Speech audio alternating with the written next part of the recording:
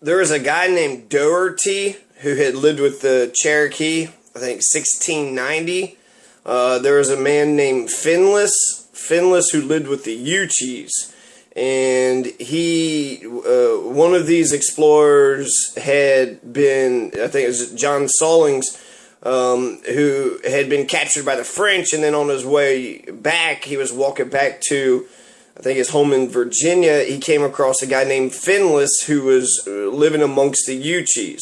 Now, since I didn't know his path, I didn't know if it was actually in the state of Kentucky, because Kentucky history is the people that's inside the nation state of Kentucky.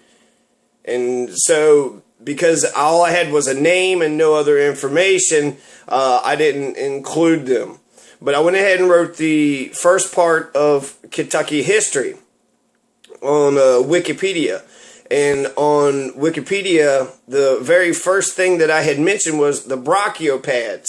We have all these fossils, and the brachiopods,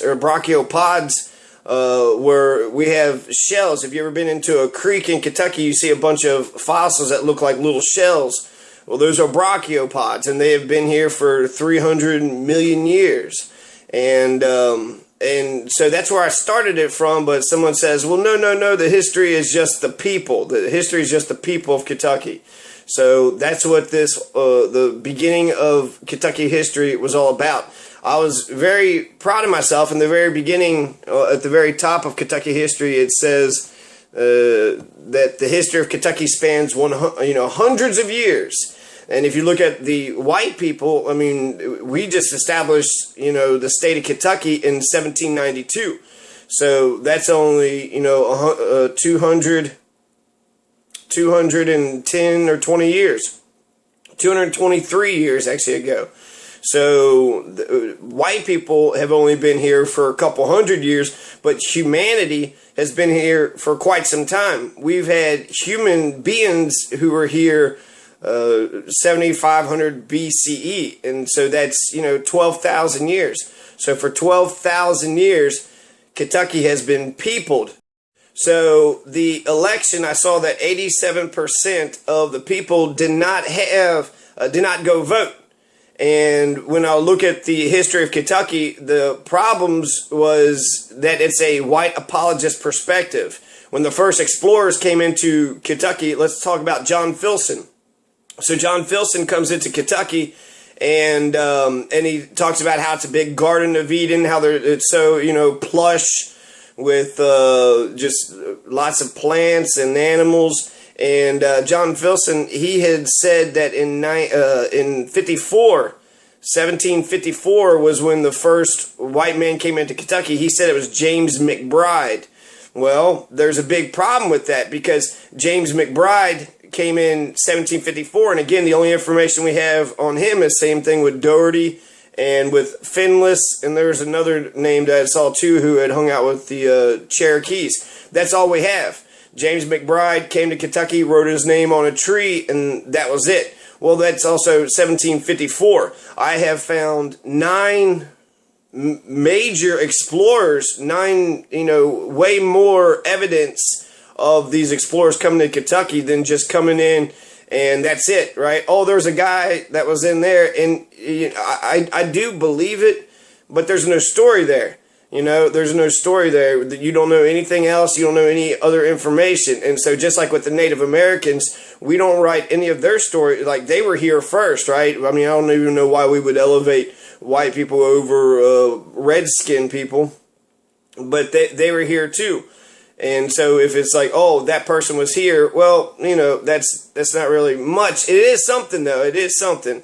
Don't get me wrong, because the first people that come here is what we're looking at. But what were the implications? What were the historical implications? If somebody came in here and they lived a very quiet life and they just, did their own thing, well, that's not much of anything. So before James McBride, I've actually found 9 explorers that came here before James McBride. And so just go down the list. Hernando de Soto was the first major white man. He came in before, he's the Spanish explorer, but he was here before the French, before the English. Hernando de Soto was the first white man in Kentucky in 1541. Then you had Rene Robert Cavalier Sierra de la Salle. And there's actually a big question mark with both of these dates, 1669, 1673, because they're French, they tried to, just like the Spanish and English, they tried to expand their domain, say, no, we were here, we did this a long time ago. So there's actually a question of the first 1669 supposedly came down the Ohio, and he came all the way to the Falls of the Ohio, which is in Louisville. 1673 was when he came down the Mississippi, and there's only, there's about 3 or 4 counties that are along the Mississippi River. And if he came all the way down the Mississippi, then he would have passed, by the banks of Kentucky. And so that's very, both of those dates are sort of iffy, because I don't know if there's actual serious documentation of La Salle coming right down by Kentucky. But I did mention them. He was exploring a lot, and it was La Salle's claim to the Mississippi Valley, actually, that became the Louisiana Purchase. I also mentioned Jacques Marquette and Louis Joliet. Now, this was, one was a Jesuit, and I'm not sure about the other guy. I think he was just an explorer. But they came down in 1673, and they came down the Mississippi. So they would have passed, by Kentucky, seen the banks. And that's, that's not, the Ohio River is Kentucky. I think 75% of the Ohio River is owned by Kentucky. And so they would have seen the land, they would have been here, but again, they're not really exploring.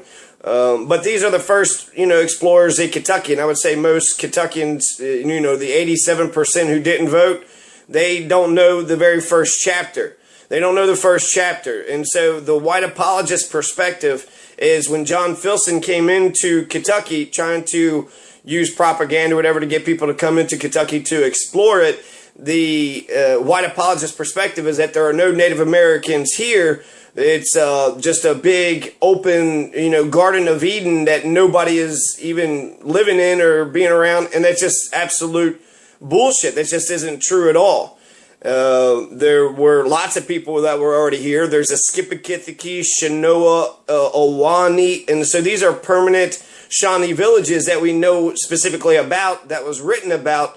And actually that has been buried. I don't remember, talking much about this, but that's a white apologist perspective. It's just a big happy hunting ground.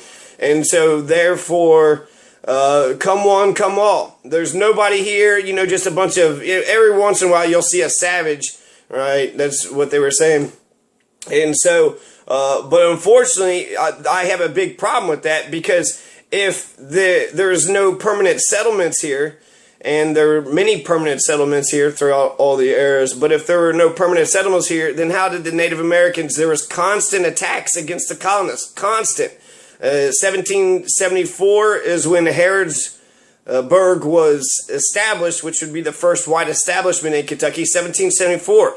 2 years right before the American Revolution. And Kentucky's history with the American Revolution actually it's much different than the East Coast. I mean, there were no British people here. The British people that were here were the Daniel Boones, and was, these people used to be British, and now it's like, are you British or not? In the Western theater of the American Revolution, Kentucky was mostly fighting Native Americans. There were some, French and Spanish settlements, but it was, the acquisition of land. And so the Western theater of the American Revolution is different than the Eastern part because there's less British. And if you actually want to just check out the history of, just the American Revolution, the very first battle is the Battle of Point Pleasant, where it was, it was Daniel Boone, and it was a lot of these American revolutionaries were fighting with the British against the Shawnee, against Cornstalk. And so that's the very first battle. The very last battle of the American Revolution was the Battle of Blue Licks. And that's where, like, 10% of all the militia just got wiped out at the Battle of Blue Licks. And this was in 1782. And so the Battle of Yorktown was 1781. And so why are we having a battle, afterwards? Supposedly the war is over, right? Washington defeats Cornwallis at Yorktown, and we won the military. If you read the history books, then it's just dead, right? And then they settled it with the Treaty of Paris, right? They defeated Cornwallis at Yorktown, and so now we're just free. Well, that's not true. There was more battles. There was the Battle of Blue Licks, which was one of the last major battles. But there's a lot of smaller battles, sort of in the Bahamas and on the seas. So you still have the French and the English who's fighting against each other. Another big thing that I want to talk about with the American Revolution, it was revolutionary in the sense that we were establishing a country for ourselves and we were overthrowing the British, but we just exchanged one group of rich white male aristocracy for another rich white male aristocracy. There was, nobody got any rights in the very beginning of American history. After the American Revolution was won, black people, none of the black people had rights. They were still slaves. Native Americans, they had no rights. They were still second-class citizens. Women didn't have the right to vote, and actually white males didn't have a right to vote. You had to be a property owner, and you had to be over 21. So if you were 18, or if you're under 21, right? So you're not an American citizen, and you had to own property. So how many people actually own property? Way back when? So that means the majority of the American population didn't get freedom. I think it's more clear to see that the American Revolution, how less of a revolution when you compare it to the Haitian Revolution. You can't get no more revolutionary than the Haitian Revolution. That was the slaves, the people being oppressed, finally saying no more. And so it was a slave rebellion. And we were against them. Thomas Jefferson called them a bunch of cannibals and savages. And then the French Revolution. So you had the American Revolution, French Revolution, and the Haitian Revolution that happened back to back to back. And it was very important. The Haitian Revolution actually enabled America to get the Louisiana Purchase. The Haitian Revolution was very expensive for Napoleon. And instead of trying to claim the West of the United States, he was putting all of his emphasis in conquering Haiti. And so he sold the land in order to get some more money so he could fight, the ex-slaves. And Napoleon wanted to re-enslave. So it was weird because I think the Southern people, the Americans that was in the South, was afraid that if we supported the Haitian Revolution, then our slaves might rebel. And so we were against the Haitian Revolution because we were afraid, of that happening. We were also against the French Revolution too. So it doesn't make any sense because Napoleon was trying to re-enslave the Haitians. The French Revolution was a wedge in between our own establishment. So you had Thomas Jefferson, who I believe resigned his cabinet seat with George Washington because George Washington was siding with Alexander Hamilton. So after we defeat the British, then the French go have a revolution of their own, and they chopped off, King Louis XVI's head. And that's what Louisville's named after, Louisiana, St. Louis. The French influence in the Western theater of the Revolution, but also where the Western theater of the Revolution had happened. We have lots, Louisiana, right? So people say Louisville, it's Louisville. Well, it's Louisiana. So if I would have been like, no, it's Louisville. It's Louisville. People are like, what? It's not Louisville. No, it is. It's named after King Louis XVI. So his own French people had overthrew him, chopped off his head, and then here in the United States, we're still carrying on his legacy. Now, the reason why it's important to understand with Thomas Jefferson and Alexander Hamilton, when the French Revolution happened, instead of standing with the revolutionaries, we stayed neutral. And then eventually the British came back and we had to fight the British again in the War of 1812 when they burnt down the White House And so they came back by allying with these oppressors instead of allying ourselves with the revolutionaries. We basically we're showing our ass. We're showing our ass, and we're showing that we don't actually care about freedom. We don't care about revolution. We don't care about the oppressed people actually getting power. The American Revolution compared to the Haitian and the French Revolution is no comparison at all.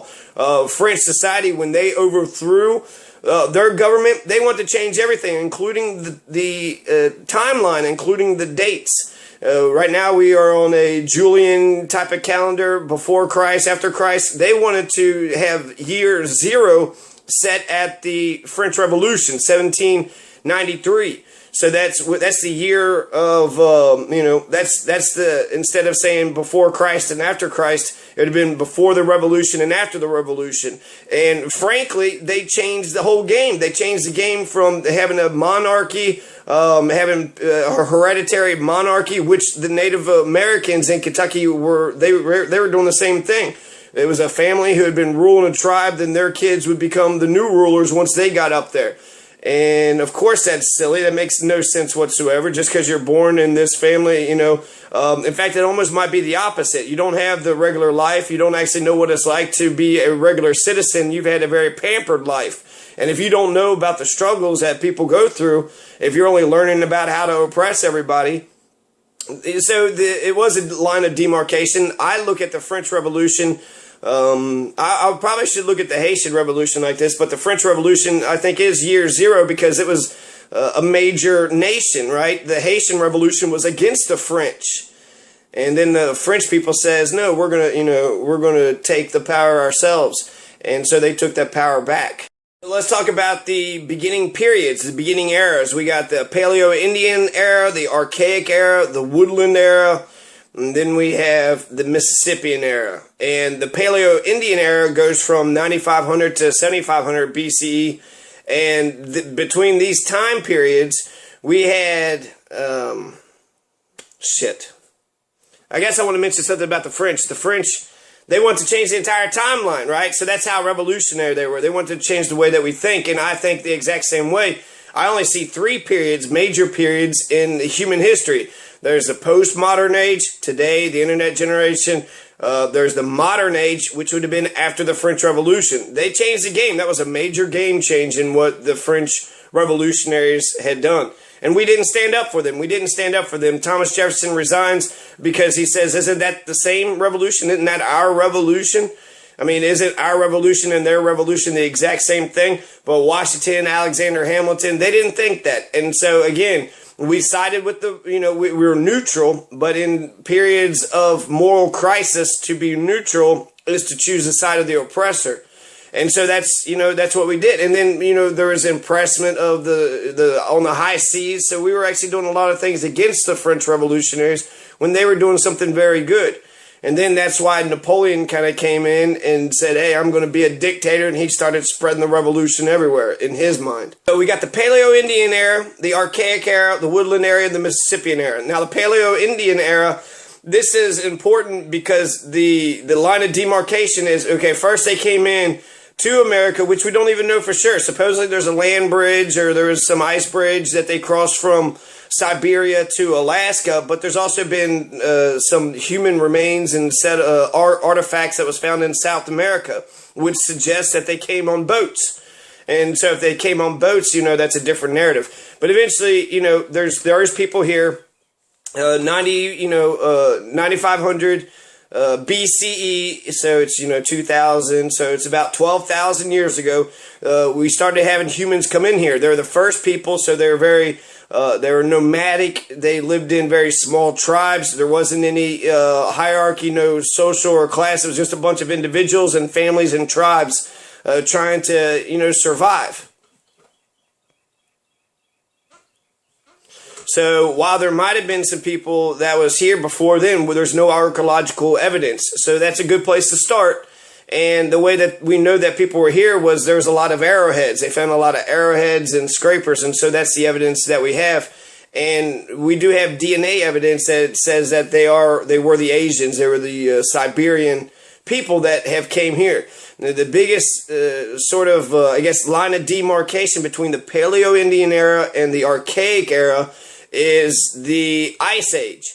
So there is an Ice Age. This happens at the very tail end of the Ice Age, and then it stops. And once the Ice Age stops, there's this warming period. And when there's a warming period, you have a lot of foliage and a lot of new plants that were coming up. But you had a lot of the older animals, the bigger animals, your mastodons, your giant beavers, tapirs, the short-faced bear, the giant ground sloth, saber-toothed tiger, the horse, bison, muskox, stag moose, and peccary, which was incredible. I mean, the horse, we had horses here. But once, I mean, I guess they were different types of horses and they were more used to the cold climates. And once it started warming, they either moved north to where they could keep on surviving or they all died out. Some people said that they died out because that the Paleo Indians hunted them all out and they just, overhunted them and they killed them and that there is no more there. While that's possible, in Big Bone Lick, it says that there's no incontrovertible evidence that the Paleo Indians even hunted the mastodons and the mammoths. You would see the mammoth bones and then you would see some arrowheads that was around them. But we don't find anything like that. I mean, it's 12,000 years ago, so I think it's wise to say it possibly happened, but to say that it happened absolutely is wrong. It's not true. And there was no dinosaur bones. I think that's important to understand too. There was absolutely no dinosaurs here. It was, a lot of old animals that I don't know what the giant ground sloth, giant beavers, a tapir, a short-faced bear, mastodons, mammoth, a peccary,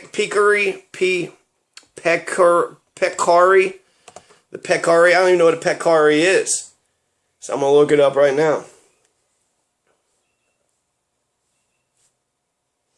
The peccary, it looks like a little fat pig. It's a medium-sized hoofed animal of the family, I don't know, New World pigs is what they're calling them, the Tayasut. So we had some, peccaries. What's a peccary? I've never heard of a peccary, and I've never seen any of them.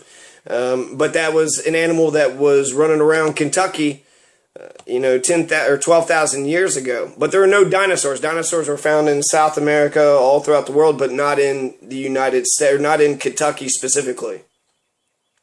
So now we're in the Archaic era. And in the Archaic era, this is the line of demarcation. So the end of the Ice Age ends, all those animals die out, and so now there's a new world. There's a new world that the humans in Kentucky have to evolve and go along with. And so once you have all that growth of, vegetation and plants, and then you have all the removal of those megafauna, is what they call them, the big animals.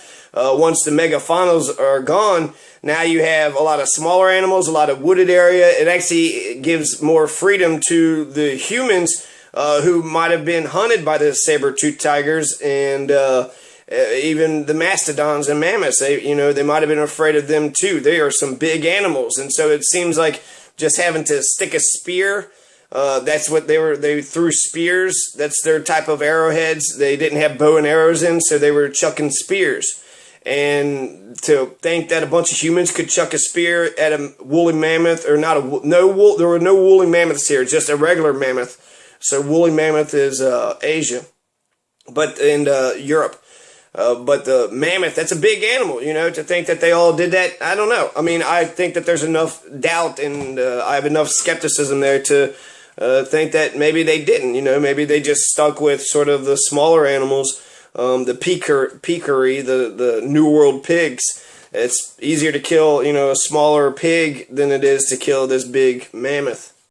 So these are archaeological periods. You could think that there's some carryover between one period to the next. Now, you have the archaic natives, and when I think of the archaic Indians, I think of the Indian Knoll Mound, okay, on the Green River. And it's one of the biggest archaeological digs, and it goes back really far. It goes back 5,000 years. Now, the Archaic era begins 7,500 to 1,000 BCE, and if you were to go back and look at the, I don't know exactly what was happening 7,000 BCE, 6,000 BCE, because the Indian Knoll site is 5,000 years old, so it's 3,000 BCE. Which fits in our 7,500 to 1,000 BCE, but you got 4,000 years there that, we're sort of just kind of guessing. But the Indian Knoll period, that's a substantial time ago, and we see a lot of things. We find out a lot of things at the Indian Knoll site. 67,000 artifacts were uncovered, 4,000 projectile points, and then the biggest thing was, or two biggest things, is that there's 23 dog burials. So they domesticated dogs. Well, we domesticate dogs, right? So dog was man's best friend for the Green River Indians, which could be the Cherokee or the Yuchi. The Cherokee believed that dogs were spiritual and sacred, and then the Yuchi was another tribe that had lived around the Green River. So we might actually see some of the remnants of tribes that we are more well known today. The Indian Knoll site, it's amazing, okay? So it's an old site, but we find not only are they domesticating dogs, but we also see that they have burnt clay floors. So if, the Native Americans, supposedly, they're just a bunch of nomads setting up shop here and there. What we find with the Indian Knoll site, they have these large shell middens. So it's just a big hole that they would throw all their trash in. It's basically a landfill. And that's what we studied. Their trash is what we're doing.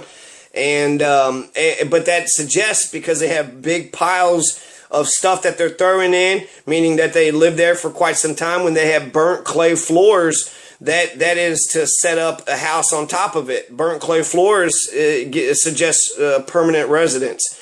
And so they lived there for quite some time. And so to think that they're all nomadic, when we're looking 5,000 years ago, they lived in one spot. Now, there could be a seasonal camp and a winter camp. During the summer, they might always go back to the same spot and then sort of go in different spots. But, that's their land. That's where they go. And that's where they live. And that's, their area. Since all the megafauna had died out, now you had the white-tailed deer, you had the elk and turtles, fish, mussels, oysters, and that's what they ate. Those are the sort of things that they ate, and also wild plants, whatever they could sort of get their hands on. But the white-tailed deer, mussels, fish, oysters, turtles, and elk. So if we are to assume that the Paleo Indians were, if you killed a mastodon, that would probably feed a tribe for quite some time. But since they were all dead, now they had to sort of rely on mussels. There was a bony outgrowth that was happening on the top of their ears, because to get the mussels, this is their theory, to get the mussels, they had to jump into the river or jump into the streams and go into the bottom to collect all the mussels. And so it just suggested that the ears had a bony growth in order to protect their ears whenever they would go down in such cold depths of water. We also start seeing the atlatl, and so the atlatl, so they're chucking spears, but the atlatl was like a little stick that would be behind the spears, and it would just give them greater velocity. I've actually seen people try to use it, and it seems like it has to be a very specific craft, because while modern technology, you probably could do something like that. Back then, I'm impressed. I'm impressed with the Native Americans in Kentucky. So now we've passed, the Archaic era. We've passed the Paleo-Indian era. Now we're at the Woodland area. And the Woodland area, it's 1000 BCE to 900 to 1000 AD. So you just think it's 2,000 years. 1,000 before Christ, 1,000 after Christ.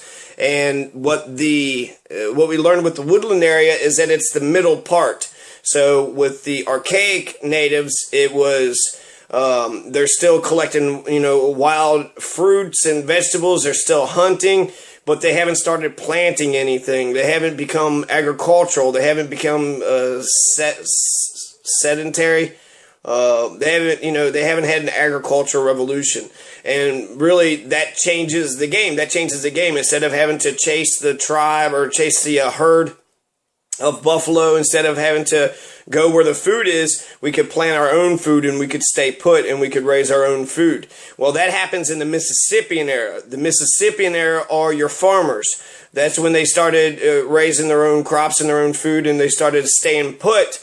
Whereas in the Archaic Indians, they had actually, they're more foragers and more nomadic. But I won't say completely. They weren't completely. Some were nomadic, right? But there's, the Indian Knoll site suggests that they stayed put in one spot because of the shell middens, because of the clay floors, and so that's the woodland area. The woodland area goes from when we're just sort of chasing, our food, going to where the food source is to keeping the food. Well, you have the woodland area that is sort of sees that transition of when we become farmers, or when the native Kentuckians became farmers.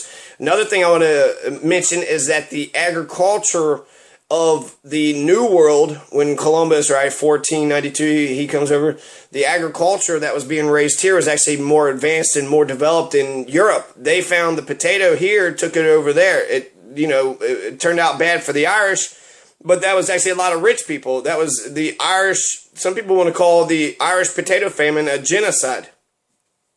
But there's lots of things that was here. There was corn here, there's tomatoes here, potatoes, and so these were things that weren't in Europe. And so when they found out that we were tobacco, they found out that this was being raised here, they exported it back here. So the agricultural technology was actually better than Europe. And so, to think that they're just a bunch of savages and don't know what they're doing, well, they were actually more agriculturally advanced than Europe was. Now, Europe was writing, and they had the printing press and some other things. So it isn't to sort of insult them, but it's to elevate the Native Americans or the Native Kentuckians, because they had a better agricultural system. The woodland area, they had cultivated ragweeds and pigweed and maygrass, and there was something to that. Sunflowers and squash and marsh shelters. Towards the end of this, they become more agriculture. There's the Three Sisters, where they raise they have corn, and then there's like squash, and then there's beans climbing up it. So because they planted all three of those together, they were able to sort of, they worked on one another. The beans would climb up the corn stalks, and I'm not sure how squash works, but squash, they weren't eating the squash. They were carving the squash out and using them for containers. So the biggest difference, okay, so the woodland area is the middle area between your foragers and your people who's chasing the food versus your farmers who are sitting down and planting things. The woodland area is the very middle spot. And then the other big thing that you should think about when you think about the woodland area is the introduction of pottery. So they started taking clay and they started doing more things with pottery. And that happened around 1000 BCE. It's a major demarcation of the woodland area. The archaic pots, they're very thick and they're heavy and they're fragile. But woodland pottery, they're more intricately designed. They had more uses for cooking, storing surplus food, so you could save food for a long time. Critters aren't getting into it. And cooking, you could use it better for cooking. So they started having more pottery. So more pottery, and it's a transition area between the archaic natives and the Mississippian era. Sort of at the very end, and this is going to be more in the Mississippian era, but at the very end, they actually started to get rid of the spears, and the bow and arrow came into place. So they started having bows and arrows. They started building burial mounds. And so we're starting to see the Native Americans of the Mississippian era, which was from 900 AD to 1750 AD, the conquest of Kentucky by the Europeans. So these are the tribes that we all know about: the Cherokee, the Shawnee, the Yuchi, Chickasaw. And so that's that's something, right? But they not only did they have bows and arrows, they actually started using blowguns. So they had blowguns, and I'm not sure if they had a poison-tipped arrow or how they were actually using blowguns. I would think blowgun would be harder to use than an atlatl, but that's what we're seeing. So we're seeing bows and arrows. They're changing. They're getting better with their technology in terms of pottery and some of their food choices. But they're also building burial mounds for their dead, right? Which indicates a social change. But also we see that they started using different, weapons, a blowgun. But some people use blowguns, but the bow and arrow. So they started to use the bow and arrow. Now, the Mississippian era, this changes, pretty much everything. The Mississippian era, it does seem like there's a progression here. I didn't want to actually say that because, history is, we assume that we get better as time goes on, but it doesn't necessarily have to be like that. But it does seem like that's what's happening with the native Kentuckians. They keep getting better and better. They're better with their agriculture, with their pottery, with their weaponry. Now we're at the Mississippian era. Mississippian era, we see even greater evolution. We see something even happening even more. Eventually, corn took a while to get to Kentucky. Mexicans, the Mexican natives, they had been raising corn, for quite some time, and then eventually it gets to Kentucky. And once it gets to Kentucky, that's when it just blows up. The Mississippian eras, they raised corn and beans, and that corn and beans made up 60% of their diet. That's all they were raising. 60%, so there's still 40%, but the majority of their food was corn and beans. I think it's safe to assume that what they were doing in the Woodland era, they were still doing in the Mississippian era, but they were doing it bigger and they were doing it better. So let's take pottery. They were still doing pottery, but now the clay pottery was very, it was varied and it was more elaborate. They had bottles and plates and pans, jars, funnels, bowls, colanders. One of the biggest, craziest things, this serves more development of culture, is they had human and animal effigy pipes.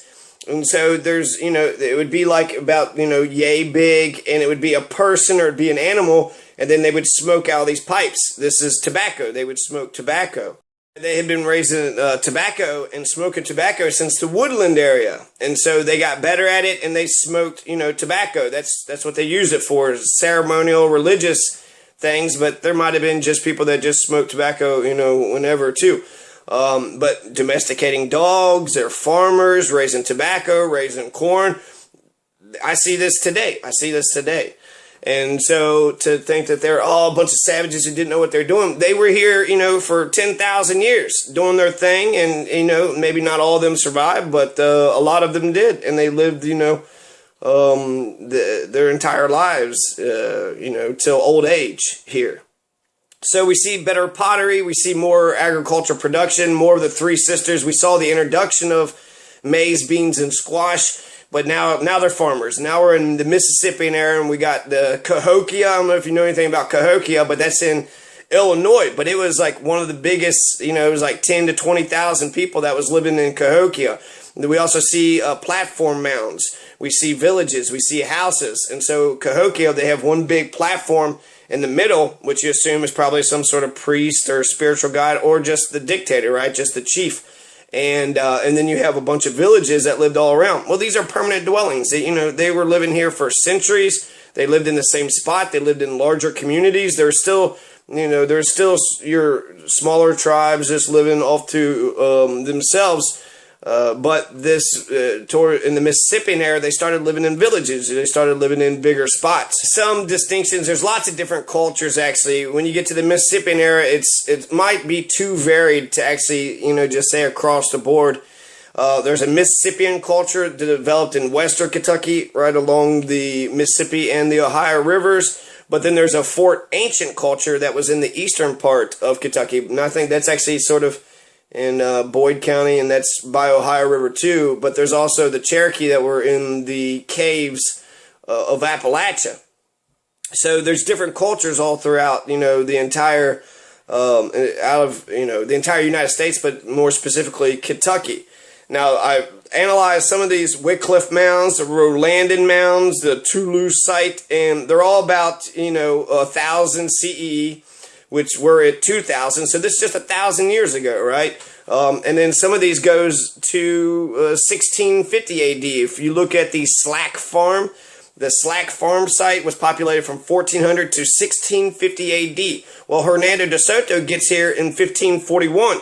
So Hernando de Soto would have crossed the people, if he would have crossed the same spot, he would have crossed the people that was at the Slack Farm. They didn't die out till 1650 AD. And so the Mississippian era, and that's when the conquest of the Europeans and the Mississippian era come to a head. And so I think if you want to talk about where did the natives go, I think a lot has to do with diseases, but also just outright murder, just killing. People were afraid of the savages. When Hernando de Soto came in, he would capture whole tribes, and he would take all their food and their corn and their clothes and whatever it is that he could take from them, and so he just he used them, and there's probably raping that was going on. And that spreads diseases, STDs. And when LaSalle and Marquette come down the Mississippi River, they don't talk about all the Native Americans that Hernando de Soto had actually came across. And then you got the Beaver Wars. The Beaver Wars was happening around the 1600s. And so the 1600s is you have the Iroquois and the French against everybody else. The Beaver Wars, they would kill the beavers and use them for pelts, and so that was one of the biggest things that they used Native Americans for, and also one of the ways that they made money. And so the Beaver Wars, the Iroquois wanted to take all the beaver, and then any of the other tribes were actually trading with the French. They wanted to get the beavers too, but the Iroquois wanted to monopolize the trade just like the French did, and so there's Beaver Wars. And Hernando de Soto was here in 1541, but but about 100 years later, you got the French who's coming into Kentucky. So that's, I think it'd be fair to assume that the French people that came to Kentucky, or any of the first people that came to Kentucky, were there to conquer and to take and to sort of, plot their ground and take whatever it is that they could take. Hopefully they would find a spot that hadn't been occupied. But if you just want to look at like Skippakitaki, Shinoa, and Ahwahnee, wherever there were Native American settlements, eventually the white people would settle right where they were at. The Native Americans would find good spots, good fertile spots, good spots next along the river where there's a bunch of food and a lot of game, and a good place to live. A high spot, it's good for military combat, so they found the best spots. And so once they found the best spots, then the white explorers would say, well, we want this spot, and then they would just take it over. Skippakitaki, it's wiped out when Daniel Boone comes back, or when John Finley comes back. He was there when he was trading in the Skippakitaki in 1752, and then when Daniel Boone and John Finley comes back in 1769, it was gone. The biggest thing that I want to talk about is Skippakitaki is the French and Indian War. The French and Indian War happens in 1755.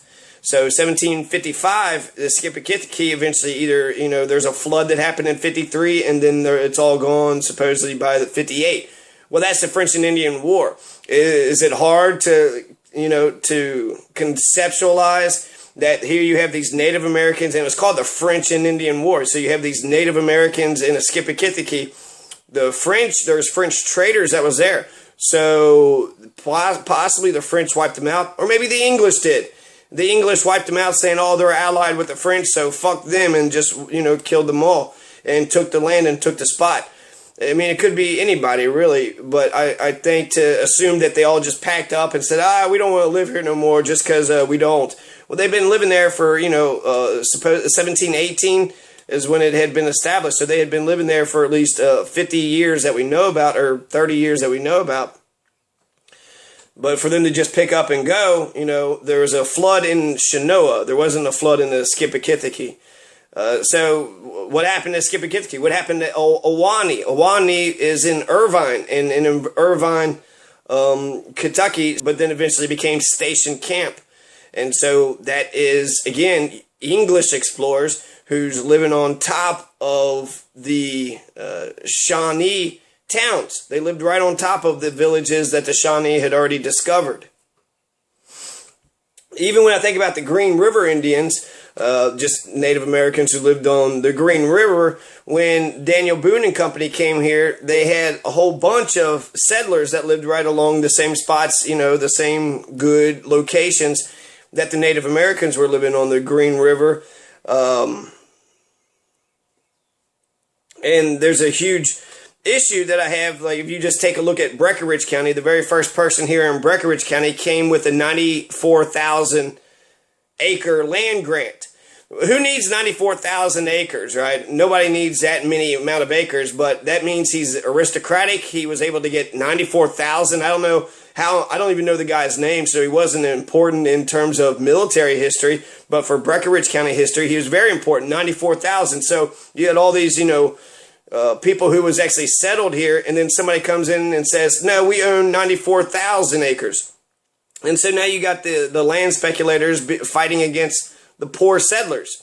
Kentucky used to be a poor man's country. Kentucky, during Daniel Boone's age, was a poor man's country. And that's important to understand because, Daniel Boone himself said he only killed one native. I don't believe that. I think he killed lots more. But I do believe that Daniel Boone, during times of peace and when he first started to discover the area, once they had set up, Boonesboro and they had their houses built, they weren't going around just killing, Native Americans for fun. They would try to share the forest between each other with the settlers. There was a common area. They had to get along with one another. And the same with the Native Americans. And so there was sort of a synergy that was going here. But once Henry Clay comes in with his slaves, with the guy that come here with 94,000 acres, when they come here and just want to speculate and get all the land and the resources and, fuck everybody else, they did not care, about making it a poor man's country to where we all can live and we all can breathe and do okay. It was all for them and, nothing for anybody else. Same thing with the Breckinridges, same thing with Isaac Shelby. Even Washington, he never set foot in Kentucky, but he had 5,000 acres. So you have all these land speculators just getting these huge tracts of land, taking all the land that they could. But people had been living there. Not only Native Americans had been living there, but there was poor whites that were living there too. And so the Daniel Boone era, I admire way more than the Henry Clay era. Once Henry Clay came up, he's an aristocrat, slave owner, just sort of comes in and kind of takes over everything. But it makes it a lawyer society. Abraham Lincoln and Daniel Boone eventually got kicked out of Kentucky because of land title problems. Boone, Daniel Boone, he's got thousands of acres now with the Daniel Boone National Forest, but he couldn't hold on to a single acre in Kentucky. There's no other historical figure that is synonymous with Kentucky history than Daniel Boone. And even in Daniel Boone's time, he couldn't even hold on to an acre because of the Henry Clay, era people. And it's not because of Henry Clay, but the people like Henry Clay. It became instead of a poor man's country, it became a sort of European, English aristocracy, monarchy. There's the good people versus the bad people, the established, the elite, the people in power versus those who weren't, the oppressors, right? They're the oppressors. Also, Abraham Lincoln's father, Thomas Lincoln. Abraham Lincoln was born in Kentucky for the first 7 years. So I don't know how much Kentucky influence was here, but even Abraham Lincoln's father, he had like 3 different land. He was living in this spot, then he was living over in this spot, and then he was living over in that spot. There was all these courts, there was all these legal spots, and a lot of the times the way that people would determine if you own land or not, and this was with James Garrard, the second governor of Kentucky, there was squatters' rights. So where there was a lot of arguments about who owned the land and who didn't own the land, a lot of times if you had built a house and you had raised a crop, then that land was yours. If that is the line for if you own property or not, well, the Native Americans, the Mississippian, especially the Mississippian Native Kentuckians, they had permanent spots, even in the Archaic era. So go behind, Mississippi era, Woodland era, Archaic era, they had, the Indian Knoll Mound, they had permanent spots. And then eventually in the Woodland era, they had crops. So, they had the same justification that a lot of the poor white males who had come to Kentucky had the same claim of authority for their land. But that I can only think of that happening very few times when they came here. Because poor people just don't have rights. If you have a lawyer that says, no, I have this piece of paper, I fought in the revolution and I own 94,000 acres, now get the hell off my land. Well, I think lawyers and the court systems is going to back that guy up. And then Thomas Lincoln and Abraham Lincoln's going to get kicked out. Daniel Boone's going to get kicked out because we got this, asshole who's got 94,000 acres. What do you need 94,000 acres for? And of course there's fucking slaves. And then he owns all that land and then he's going to be like, oh, I'm Mr. Big Shot. Oh, you're Mr. Big Shot while, these poor Kentuckians, poor white Kentuckians who got here, had set up their house, set up, raising crops, thought they had an acre, and then all of a sudden, these damn lawyers went ahead and took their land. They stole their land. So these land speculators weren't just fucking over Native Americans, they were fucking over poor whites too. We saw that with the American Revolution, and we're seeing it, today. Now I'm going to just sort of go through the 9 explorers who were here before James McBride. The Native Americans who were here in Kentucky that I saw reference for, I've actually found 30-something tribes that have claimed some type of, homeland in Kentucky.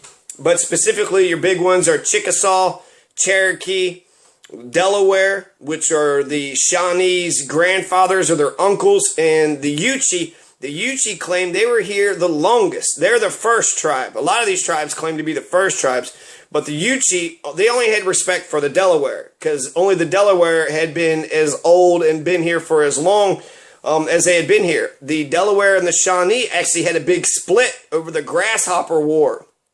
There's 2 kids was fighting over this dead grasshopper, and then they started fighting, and then the mother started fighting, and then the hunters came back, and then they all started fighting, and then that's when the Shawnee and the Delaware split up over a fucking grasshopper.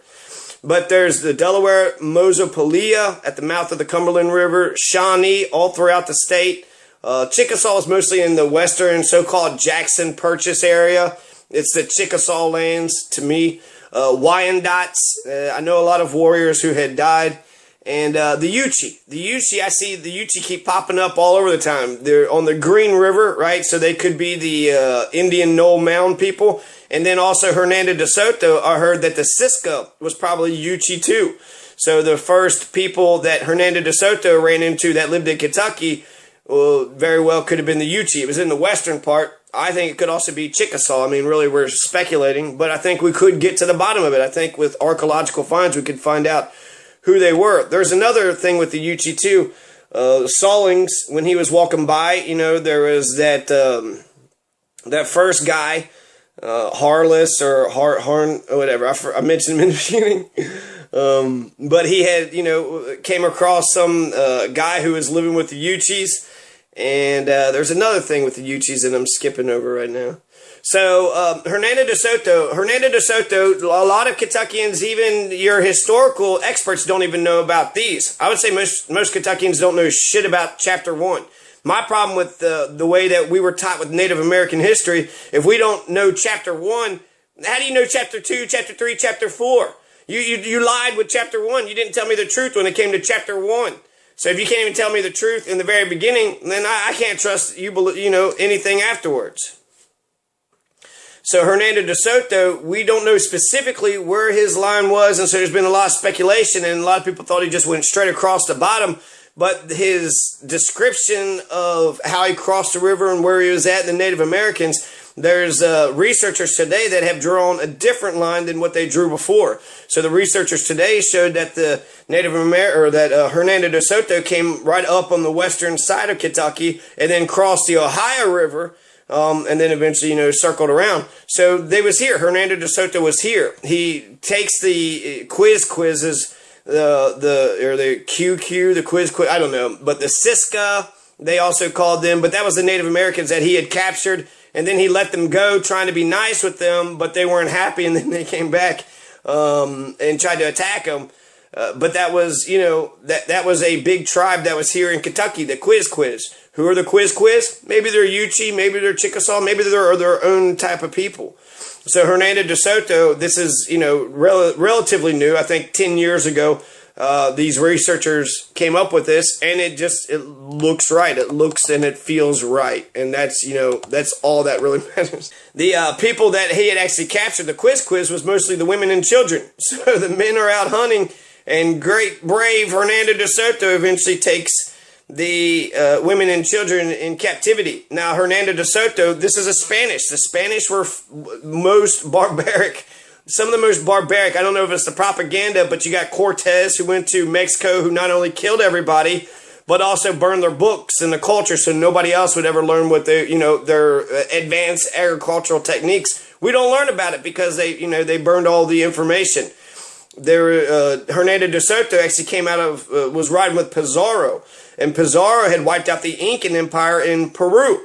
And so Hernando de Soto was with Pizarro, wiped out the Incans, and then eventually comes to the southeastern United States, and he is a conqueror. He goes around capturing these tribes and enslaving them and taking their corn and their resources for his horses and for his men to keep on going. In fact, they were dependent on taking those things. They didn't have enough food, so they had to take all these Native Americans' crops, and they was able to go all the way across the Mississippi River. Hernando de Soto ends up dying, and supposedly he's buried in the Mississippi River because he was a god, and he didn't want anybody knowing that he wasn't really a god. He was mortal, and so supposedly they buried him in the Mississippi River.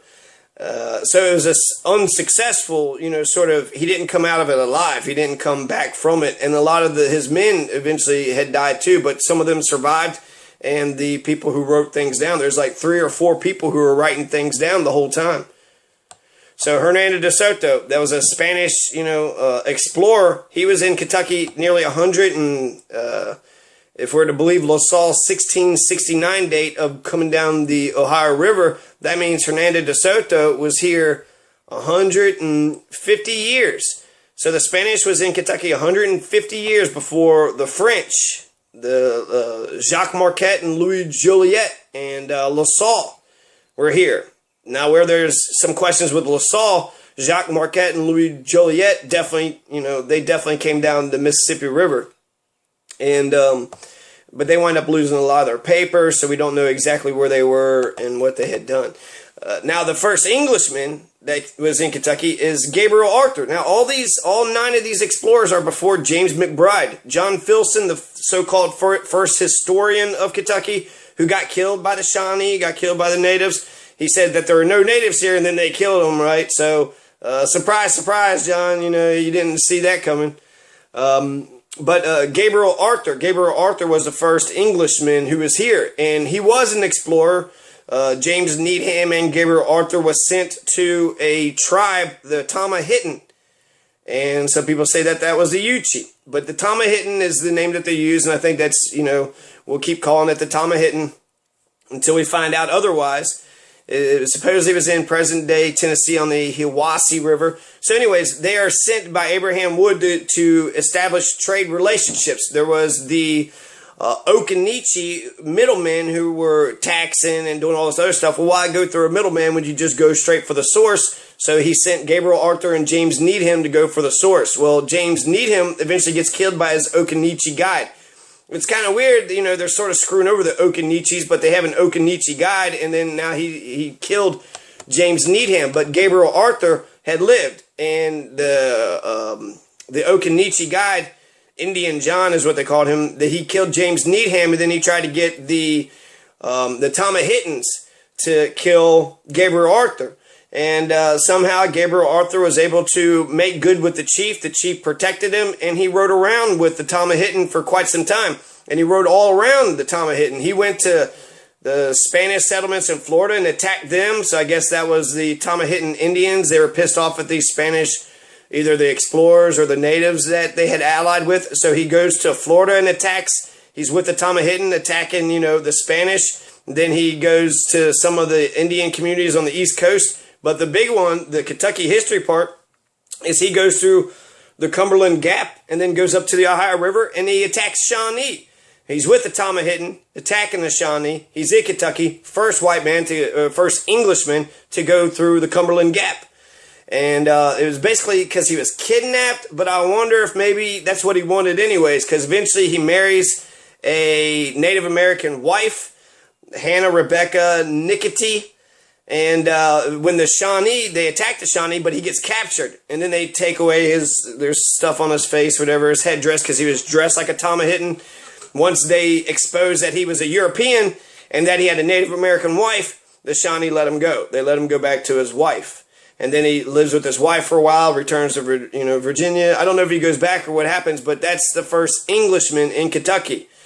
Now, here's a fascinating one, which I didn't know about until I started doing the research, but Arnout Viel. This is a Dutchman, which I think are very close to the Germans. So, an English-speaking Dutchman named Arnout Viel. he had came down with, he was in the Pennsylvania, and he came down the Ohio River.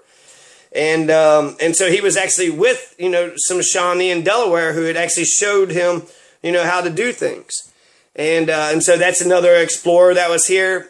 He didn't really explain much what he had done, but he came to the Ohio River to make better trade relationships with the Shawnee. So he came down the Ohio River, probably come to Big Bone Lick, the Miami River, and explored a lot of people, actually all the way to the Wabash River. So he was able to see probably a lot of Native Americans. I don't know if there's any, things he wrote down that's still in existence today, but he was here in 1693. So that would be your fourth explorer. No, that would be your fifth sort of outlet, if you want to, there was a Jacques Marquette and Louis Joliet, and Hernando de Soto, he was the leader. So there's about 250 Spanish conquistadors. But 1541, Hernando de Soto, 1669-73, La Salle, 1673, Joliet and Marquette, Gabriel Arthur, also 1673, 20 years later, Arnaut-Ville. So Arnaut-Ville was here before James McBride. Now the last four that I'm going to mention, is three of them are French, and two of them are English. I think this is really important to understand. Okay, so the Baron Longueuil was given credit for finding all the bones at Big Bone Lick, but Baron Longueuil, Charles Le Moyne III, had actually sent another Frenchman, a surveyor, a person who designed the Fort Niagara and did something else pretty big too.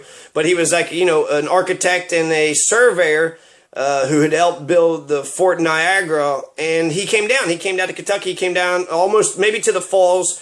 We know that he definitely came to Big Bone Lick, and he had discovered the bones at Big Bone Lick, the mastodon, the mammoth, and all the ones I had mentioned before. And then they take the bones, and it's sitting in France today, in Paris, France. They have bones that were found in Kentucky. So for Boone County, this is, one of the first white people in Boone County. There you had the Mary Draper Ingalls, a white woman who was kidnapped, but that's 1755. This is 1729. And this is Garpard Joseph Chasegros de Leary. So de Leary, right? So de Leary comes down and, finds all these bones, and then says, hey, check us out. He was the first one to do it. Now, I think he might have been under Longueuil, because today there's a lot of, just sort of, once Filson said James McBride had discovered it, then people just copied. Well, Filson said it, so it must be true. And so eventually somewhere, I think Collins, the author of a Kentucky history book, Collins, they had said that Longueuil had discovered it in 1729, but there's a map that clearly says 1729, and it says where they found the bones of the elephant. Now, if Longueuil was the commander who had sent de Leary out, I can see the confusion. Maybe Longueuil, being the governor, wants to take credit for it, but it was actually de Leary who had gone with his men and gone with the voyage, and he was the one that was there. Longueuil would go 10 years later. Now, Longueuil was doing it for a different reason. I don't know. They were fighting the Chickasaws, so maybe they were both fighting the Chickasaw. But in 1739, it was a war against the Chickasaws, because you had the French who owned New Orleans. They were in Detroit. They had a lot of the Northern America parts. They had New Orleans. They owned the Mississippi River, except for those damn savages, except for them Native Americans. So they declared war on the Chickasaw, so that way they could have a clear passage of the Mississippi River, and then the Mississippi River is just for them. So this is a conquering band. This is a bunch of this is just like De Soto. And so, and the Baron is just his title. So we should say Charles is what it looks like to me, but I guess it'd be French. Charles Le Moyne. Charles Le Moyne. For the French. One of the first reported eyewitness accounts of Chenot was by Charles Le Moyne. On their journey down the Ohio River towards the Mississippi, they met with local chiefs at Chenoa. So one of the first people to see Chenoa. Now, John Howard and Peter Salling. Now, I want to say that these folks found the first coal. Yeah. So John Peter Salling was the guy who found Finless with the Uchis. So he's the one that saw that guy who was living with the Uchis. We don't know if it's Kentucky or not, and there's no story behind it. So there could have been, pockets, just people here and there kind of peopled in, but you could kind of, you get the inclination that they were staying away from Kentucky because it was inhabited with a bunch of, scary, it's like the rainforest, right? What's in the rainforest? I don't know. I'm not going in there. And so John Howard and John Peter Salling in 1742, they were going to find some land. This is a English party, and they was going to get 10,000 acres. And so they went down the Mississippi River, and they crossed the Ohio River. So they crossed a major part of Kentucky. I think, was it 400 miles, 500 miles of Kentucky coastline that they had came down on a boat. And so, these are Gabriel, he kind of was running around with the Tomahittan, not as an explorer, but sort of as a captive's adopted son. But John Howard and John Peter Sallings were actual explorers who came in with a lot of people. And once they got to the Mississippi River, they were captured by the French, because the French was like, how dare you, need to get the hell out of here.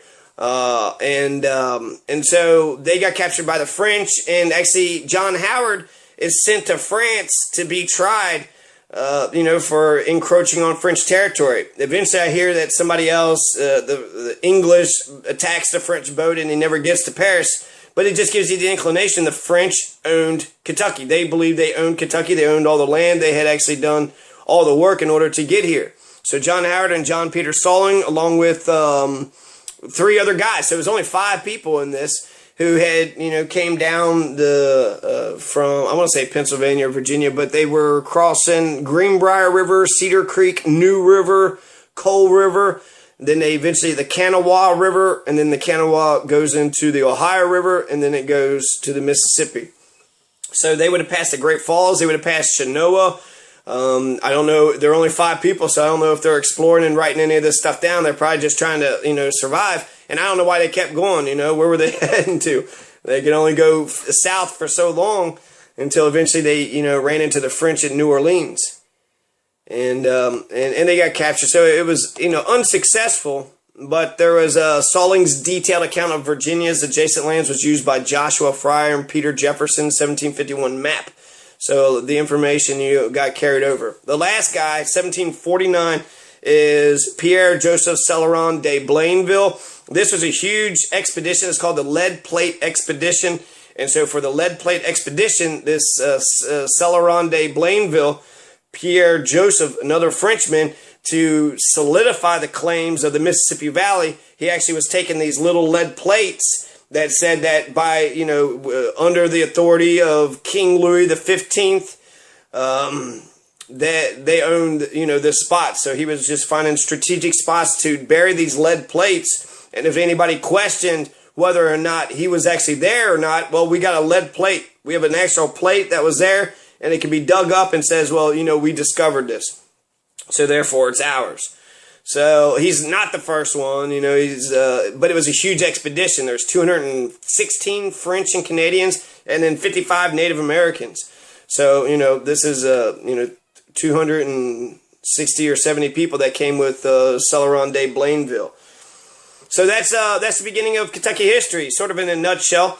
There's more details or whatever, but there's 9 explorers before McBride, before Daniel Boone, and before Herod, and before all the English came in. 5 of the 9 are of French descent, and there I count the people that were together as one, Marquette and Joliet. So you could actually say 7 of the 10 were French, and then only there's 3 English one, and then there was 1 Dutch. So you had 1 Dutch, 3 Englishmen, and a whole bunch of French people that was here. Oh, and then a Spanish person. So Spanish, Dutchman, 3 English people, and then 5 or 6 or 7 French. And, some of them were individuals, but they also carried a lot of people. So these are important. You want to understand the beginning, chapter 1 of Kentucky history? Well, you need to know the Paleo Indians. You need to know Archaic era, the Woodland era, the Mississippi era, and then you need to know, the first 9 explorers who were here to get an idea of what Kentucky was before Daniel Boone and Harrodsburg was established. So, there's the dark and bloody genesis of Kentucky.